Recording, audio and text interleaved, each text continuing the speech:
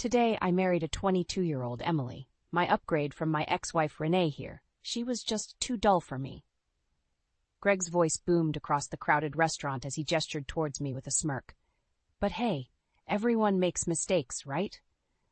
I froze, the wine glass slipping from my trembling hand as the blood drained from my face.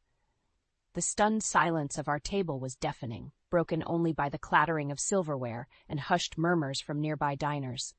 Greg's words hung in the air like a thick fog, suffocating me with their audacity.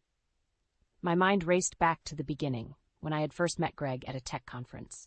His charm and confidence had been intoxicating, and I fell hard for his smooth talking and promises of a future together. Our courtship was a whirlwind, and before I knew it, we were exchanging vows bound by the sacred ties of marriage. But those ties quickly frayed as Greg's true colors emerged.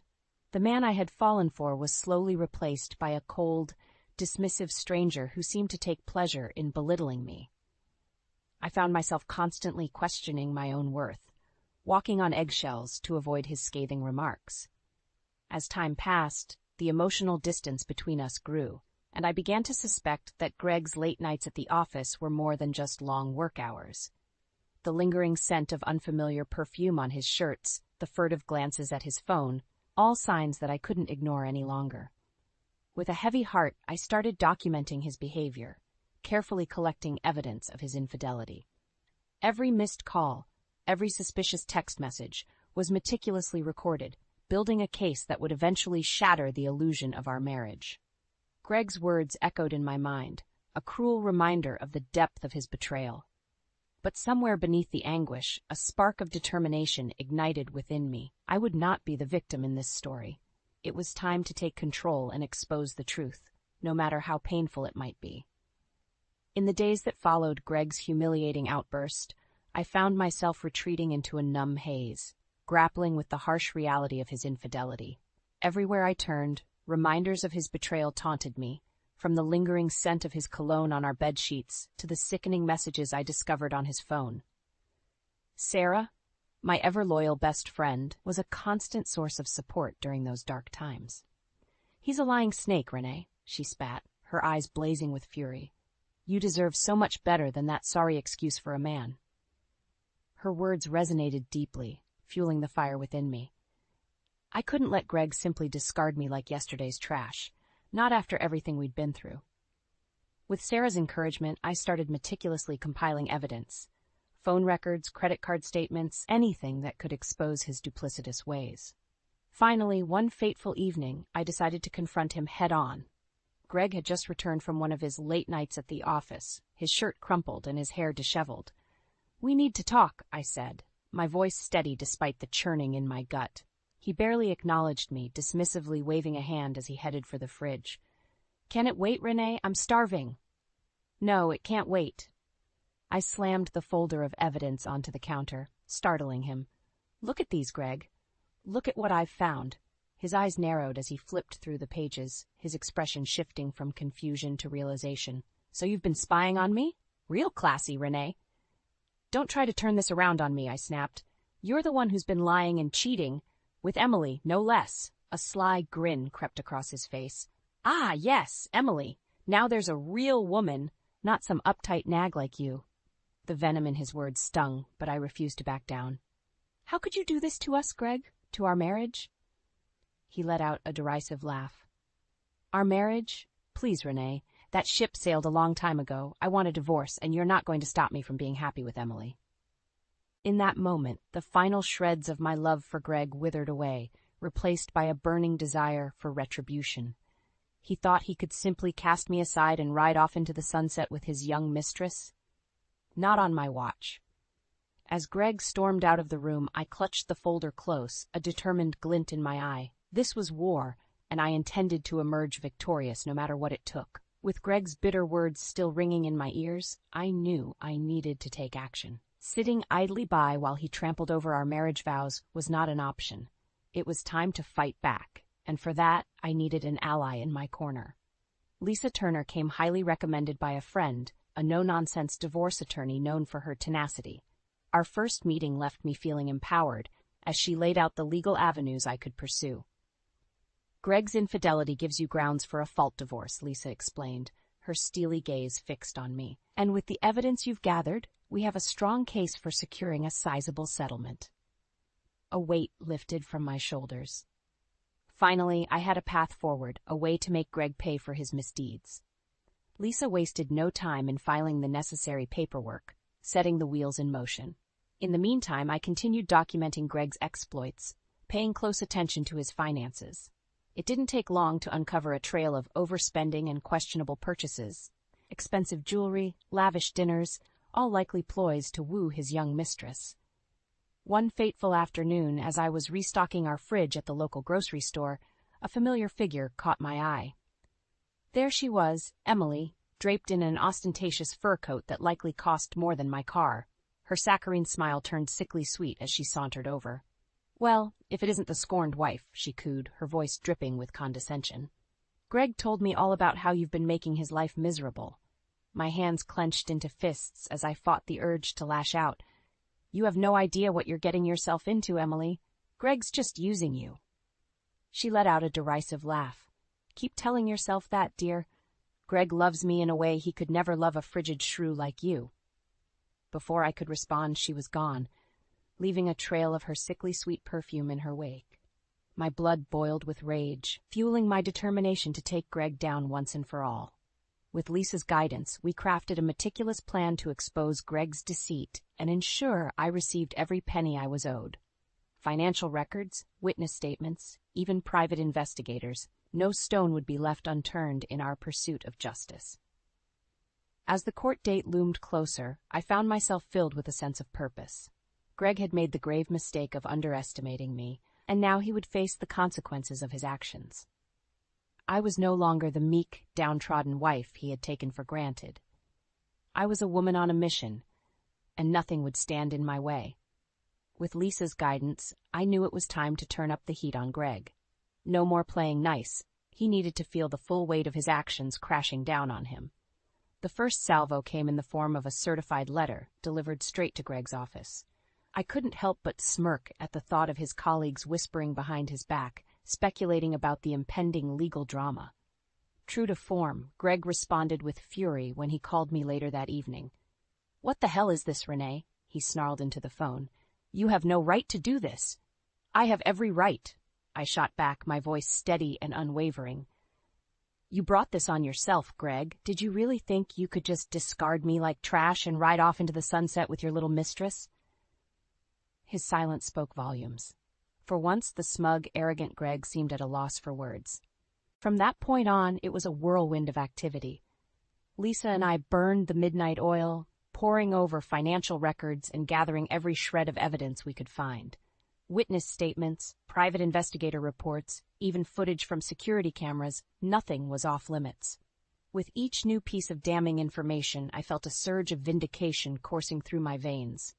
Greg had truly underestimated me, and now he would pay the ultimate price.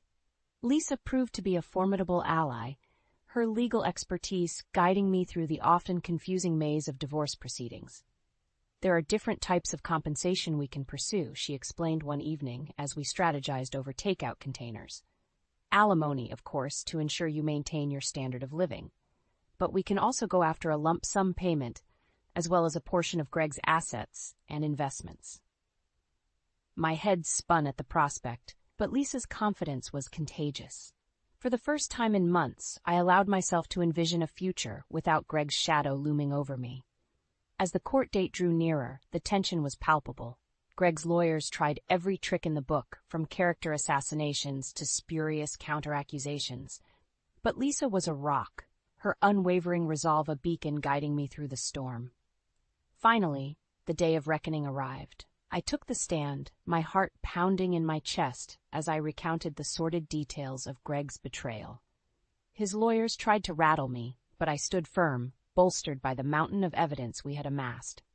When the judge finally rendered his verdict, the weight that had been bearing down on me for months seemed to lift. Greg was ordered to pay a substantial settlement, including alimony and a sizable portion of his assets. As the courtroom cleared, I caught a glimpse of Greg's contorted face, twisted with rage and disbelief. But for once, his tantrum didn't faze me. I had won, and nothing could take that away from me. The weight of the past year seemed to lift from my shoulders as I stepped out of the courthouse, the crisp autumn air filling my lungs. For the first time in what felt like an eternity, I was free. Free from Greg's grip, free from the turmoil that had consumed my life. As I finalized the divorce paperwork and transferred the settlement funds into my own account, a sense of vindication washed over me.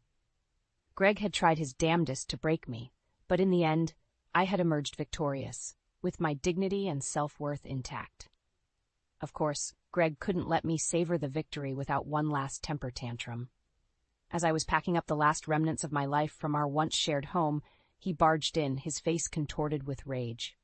"You think you've won, don't you?" he spat, looming over me with clenched fists. "Well, this isn't over, Renee. You haven't heard the last of me." I met his gaze with a calm, steady stare. "It's over, Greg. I've moved on, and so should you." Without another word, I brushed past him, leaving him to stew in his own bitterness. In the weeks that followed, I found solace in the simple pleasures I had long neglected. Leisurely walks in the park, catching up on my reading, and reconnecting with old friends. It was as if a weight had been lifted, allowing me to breathe freely for the first time in years. Sarah, ever the supportive friend, insisted on treating me to a much-needed getaway. "You've been through hell and back," she said, wrapping me in a warm embrace. "It's time to treat yourself." And so, with my settlement funds safely tucked away, I booked a solo trip to the coast. A chance to reset and rediscover the woman I had been before Greg's toxicity seeped into my life. The salty sea air and the rhythmic crash of waves against the shore worked their magic, slowly but surely washing away the lingering ache of my shattered marriage. As I strolled along the sand, the sun's warmth caressing my skin, I marveled at the newfound freedom I had fought so hard to reclaim. No longer was I beholden to Greg's whims and moods, walking on eggshells to avoid his wrath. I was my own woman, master of my own destiny, with a world of possibilities stretching out before me. In those quiet moments of solitude, I found myself reflecting on the path that had led me here, the heartache, the betrayal, the grueling battle for justice. And yet, through it all, I had emerged stronger, more resilient, and more fiercely protective of my own worth. As I watched the sun dip below the horizon, painting the sky in brilliant hues of orange and pink, I made a silent vow to myself. Never again would I allow someone else to diminish my light. The future was mine to shape, and I intended to do so on my own terms, without apology or regret. The months following my divorce from Greg ushered in a newfound sense of peace and self-discovery. I threw myself into my work, relishing the freedom to chase my ambitions without the weight of a toxic relationship holding me back. It was at a local charity gala, surrounded by the city's elite, that my hard-earned tranquility was shattered. As I mingled with colleagues and potential investors, a familiar figure caught my eye across the crowded ballroom. Greg, looking every bit the smug philanderer, with Emily draped on his arm like a gaudy accessory. I felt my stomach lurch as they approached, Greg's self-satisfied smirk seeming to grow wider with every step. "Well, well, if it isn't my dear ex-wife," he proclaimed loudly, drawing the attention of nearby guests. "Renee, meet my radiant wife, Emily. We're expecting our little bundle of joy soon. Looks like everything is going right for me." Emily flashed a sickly sweet smile, her hand resting on the swell of her pregnant belly. In that moment, a wave of nausea washed over me, threatening to send the contents of my glass tumbling to the floor. Before I could react, the words spilled from my lips, fueled by a sudden surge of righteous indignation. "Congratulations," I replied, my voice dripping with thinly veiled disdain. "How many men have fathered your supposed bundle of joys, Emily?" The smile melted from Emily's face as she recoiled, her eyes widening in shock. Greg, ever the clueless fool, simply furrowed his brow in confusion. "What the hell are you talking about, Renee?" I leveled my gaze at Emily, unflinching. "You heard me. Or did you think your little secrets would stay buried forever?" With that, I turned on my heel and strode away, leaving Greg sputtering in my wake. The weight of Emily's deceit, the tangled web of lies she had spun, no longer burdened me. In that moment, I felt a sense of liberation, a vindication that transcended the petty drama of my failed marriage. In the days that followed, whispers rippled through the social grapevine, rumors of Emily's sordid past, a trail of broken hearts and shattered lives left in her wake. It seemed that even Greg's wealth and status couldn't shield him from the consequences of his misplaced trust. One evening, as I was unwinding after a long day at the office, my phone rang with an all-too-familiar number. Greg's voice, laced with desperation, crackled through the line. "Renee, we need to talk. Please, just hear me out." I almost pitied him in that moment, a man brought to his knees by his own hubris. But the scars of his betrayal ran too deep, and I had no intention of reopening those wounds. "Greg, it's over," I replied, my voice steady and resolute. "Whatever mess you've found yourself in, you'll have to sort it out on your own." His pleas fell on deaf ears as I ended the call, a newfound sense of closure washing over me. The path ahead was clear, unburdened by the baggage of my failed marriage. In the days and weeks that followed, I watched from afar as Greg's world unraveled. Emily's web of lies lay exposed, and the once charming businessman found himself shunned by the very social circles he had once dominated.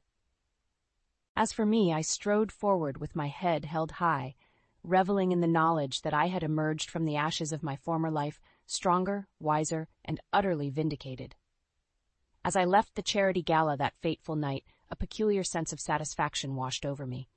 For too long, I had allowed Greg and his scheming mistress to dictate the narrative, to hold the power over my emotions.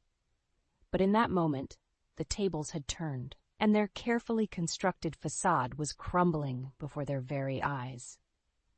In the days that followed, the whispers grew louder, spreading like wildfire through the social circles Greg and Emily had once dominated. It seemed that Emily's past indiscretions, her trail of broken hearts and shattered lives, had finally caught up with her.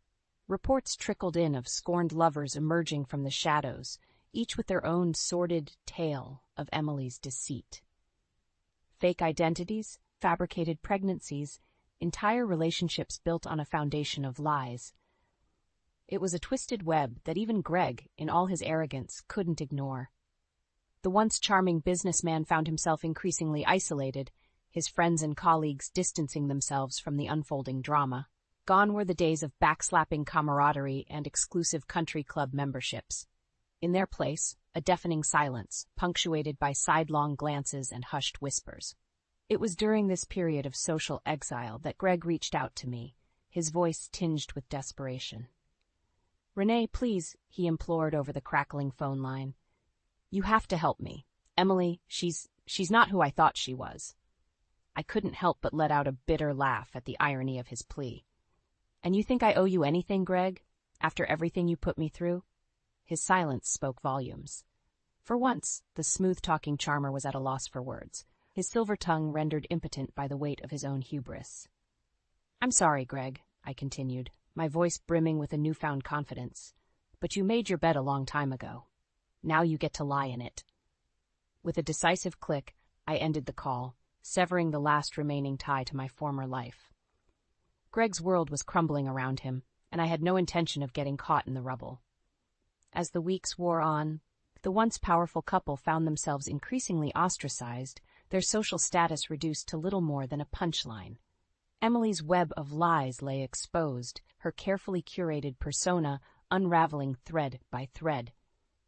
And Greg, the man who had once so callously discarded me in pursuit of his own selfish desires, was left to pick up the pieces of his shattered life. The lavish lifestyle, the adoring social circle, the illusion of power and prestige, all of it had crumbled in the wake of Emily's deception. For my part, I watched the drama unfold from a safe distance, a silent observer to the karmic retribution that had befallen my former tormentors. There was a certain poetic justice in their downfall, a vindication that transcended mere words or actions. As I moved forward with my life, building a thriving career and nurturing healthy relationships, I couldn't help but feel a sense of gratitude for the trials I had endured. They had forged me into a stronger, more resilient woman, one who would never again allow herself to be diminished by the likes of Greg or Emily.